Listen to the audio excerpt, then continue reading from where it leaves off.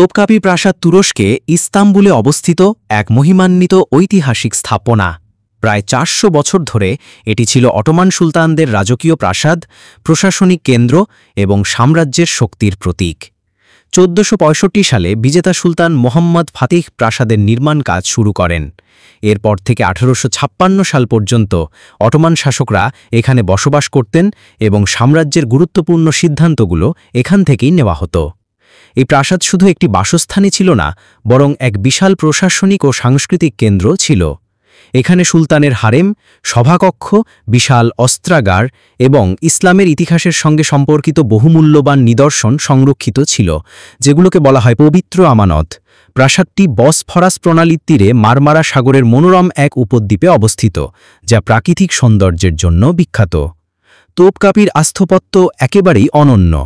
৪টি প্রধান আঙ্গিনা এবং অসংখ্য কক্ষ, বাগান, ফোয়ারা ও প্রাসাদ কমপ্লেক্স মিলে এটি যেন একটি ছোট্ট শহর।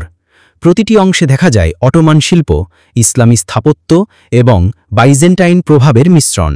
১৯৮৫ সালে তোপকাপি প্রাসাদকে ইউনেস্কো বিশ্ব ঐতিহ্যের মর্যাদা দেওয়া হয়। বর্তমানে এটি একটি জাদুঘর ও গ্রন্থাগার হিসেবে ব্যবহৃত হচ্ছে, যেখানে অটোমান সাম্রাজ্যের রাজকীয় পোশাক, রত্ন, পাণ্ডুলিপি এবং সুলতানদের ব্যবহৃত সামগ্রী সংরক্ষিত আছে। আজ তোপকাপি প্রাসাদ তুরস্কের অন্যতম জনপ্রিয় পর্যটন কেন্দ্র। প্রতি বছর লাখো পর্যটক এখানে এসে ইতিহাস, স্থাপত্য ও ঐতিহ্যের এই অনন্য সমাহার প্রত্যক্ষ করেন। এটি শুধু তুরস্কের নয়, বিশ্বের ইতিহাসের জন্যও এক অমূল্য সম্পদ।